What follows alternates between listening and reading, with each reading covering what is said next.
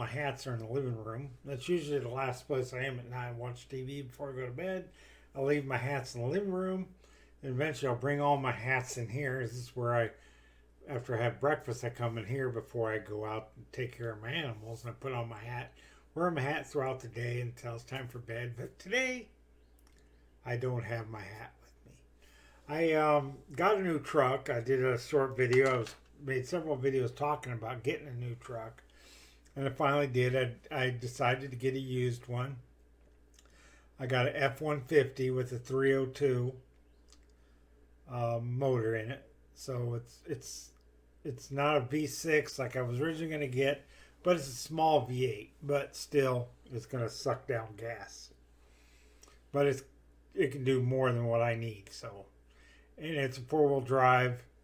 I got a really good deal on this car. It's a 12 gen Ford. So 12 generation Fords are really good Fords. As far as buying used trucks, that was one that was recommended to me. There was a few years of Silverados.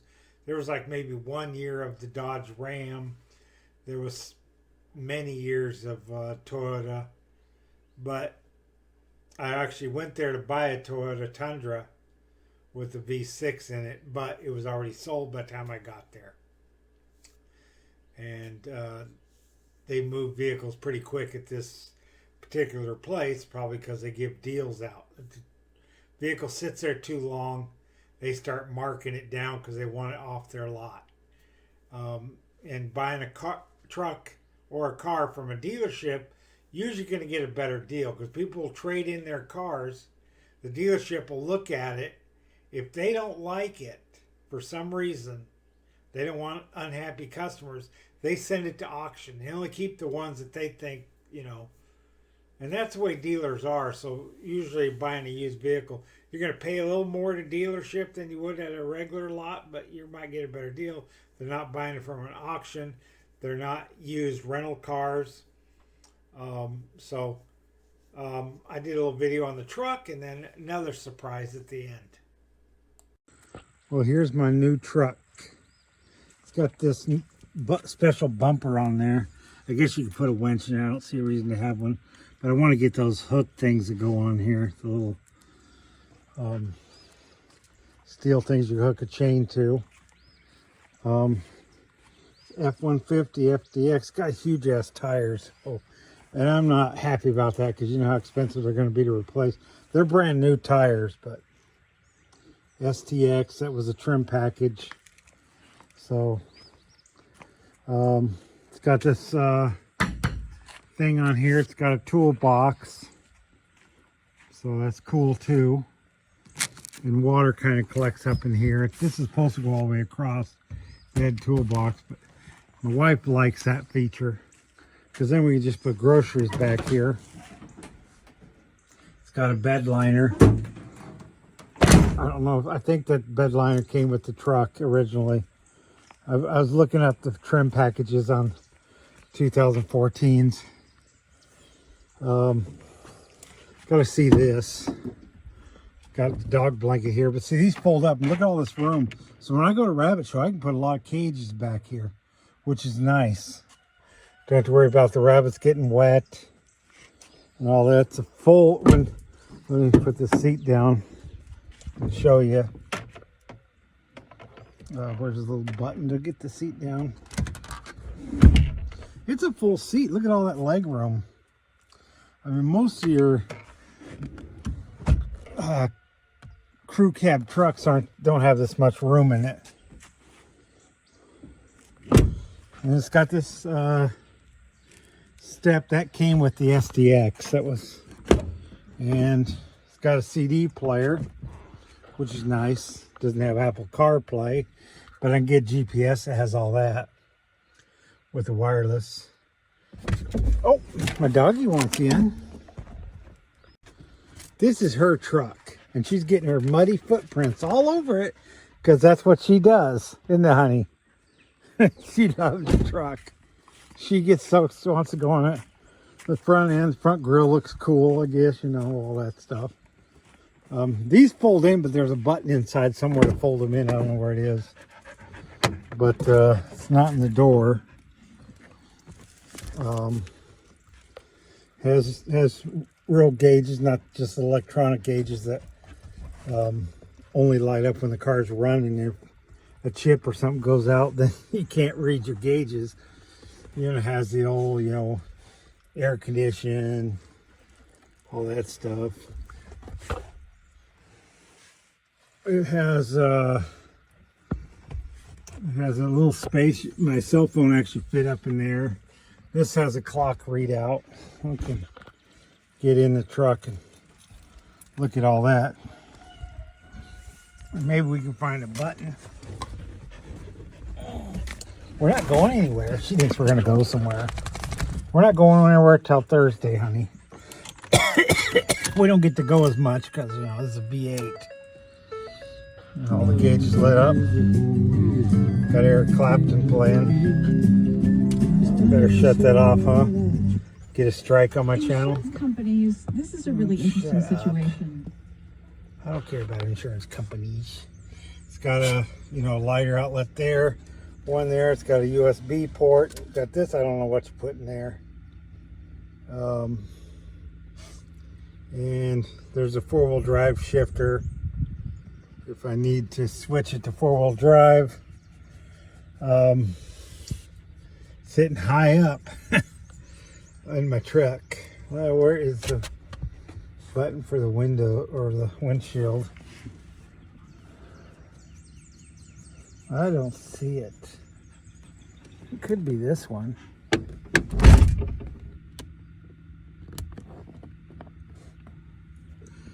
There's this button here.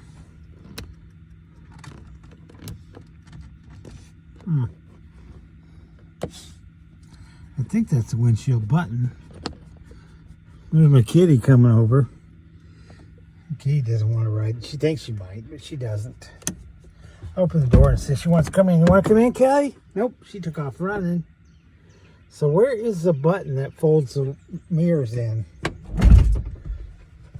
This, I think, is a button for adjustment, but it doesn't adjust it. Do I have to have the car on? Starts up. I'll see. Huh. I don't know how that works. If that, I think that's got to be the mirror. You know, that'd be about where it is in most cars that have those adjustable mirrors. And steering wheel adjust, all that kind of funny stuff. As you can see, it opens up, kind of interesting, the whole thing. But anyway, it has a 302 fuel injected. Of course, all vehicles have fuel injected anymore. At least it ain't turbo. I really don't like turbos. I know a lot of people do. But, you know, it's a 302, which is a good motor. Ford's been making them for a long time. I always called them the Mustang motor. A lot of Mustangs had them. But, so it's not a super big motor. You know, I'm not going to tow anything huge. 7,000 is probably the most you want to tow with this. And probably go more 6,000. You know, it's got the tow package. It's got two different style of ports. And it's got this. I'm not sure what that is. It's a key of some sort. Maybe it locks this. Well, there's a key there too. I don't know what that unlocks. I guess I'll have to play around and figure it out. I bought it in Georgia, so I got Georgia temporary tags, but I'll have my Alabama plates on it pretty soon. This is Gladriel 2. Hi, Gladriel 2. And she's not a showable color because she's a what they call harlequinized caster. But I bred her with this boy and see what she produces. She built her nest. I tried to get her to build her nest here. And I put that straw down there for her, but she wants it over there. So I can't, you know, that's what she wants to do. And here's my other mama. Hi, Mama. This is Yvonne, and that's all her babies.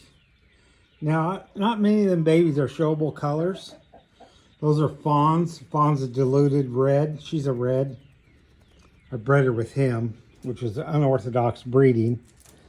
The babies are all dogpiled, but there's some casters in there, and then the rest of them are torts and fawns. The fawns are pretty, and some people will keep them because you could breed them with the red and produce good red babies. But you can't show fawns. It's not a showable color. But they're pretty, though. They're really pretty. I don't know why they're not a showable color. And over there is my last litter. If you can see them over there.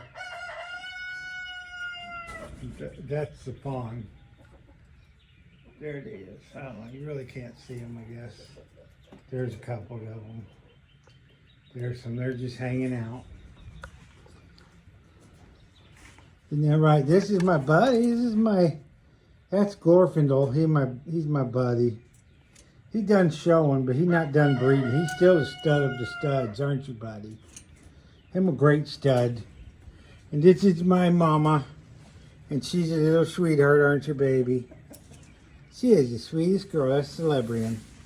So I'm going to have some more bunnies any day now. I'm kind of cutting it close. I don't really like having babies this time of year. The ants start coming out, and I had a whole really nice litter last year killed by the ants. We got cool weather for most of the week, so I think I'm good. She'll have her babies in any day now, due on the 8th, but she's building her nest already. I suspect she's going to have her babies a little early. I hope. Last one had babies a little late, so we'll see. Those babies are going to be ready by Friday.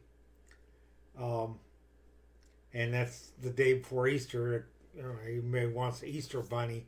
I have them, but I talked to Tractor Supply, but I called them too late. They already have a vendor there selling rabbits, so that's not going to work out.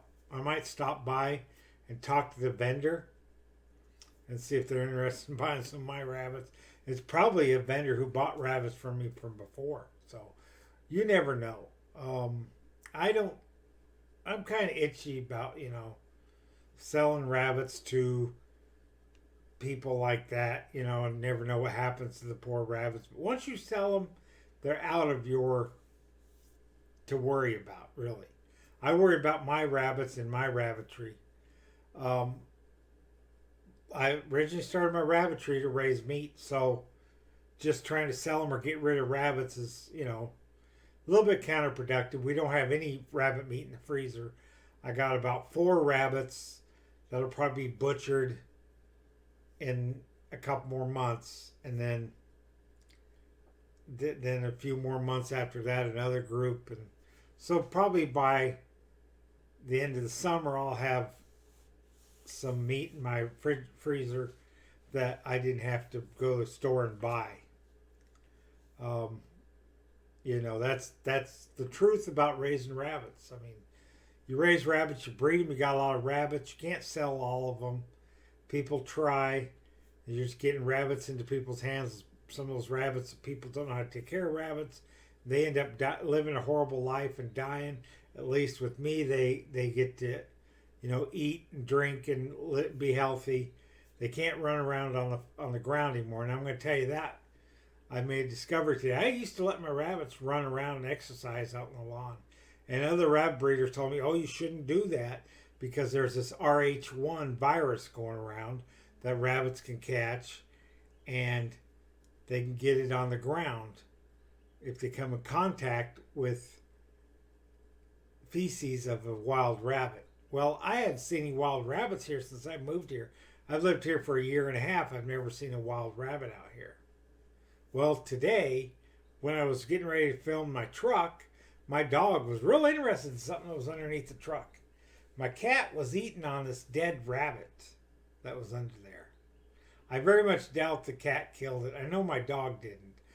My cat may have dragged it up there. Might got hit in the road or something. I don't know what happened. I had to go put on some latex gloves, take the rabbit and throw it in the trash. It was a cottontail rabbit. But now I know that those kind of rabbits are around. Knowing that, then I can't put my rabbits on the ground anymore. Maybe that rabbit probably didn't have the virus, but you run if it gets that virus, the RH1, I can't remember exactly what it's called, and it'll infect your whole rabbit tree. You get one rabbit, then the rabbit next to him will get it, and the rabbit next to that will get it, and then pretty soon, you know.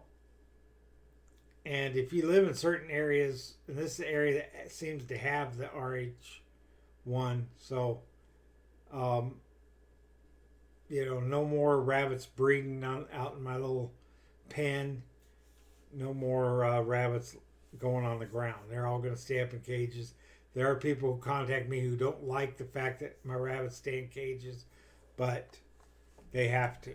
Their life is going to be on cages.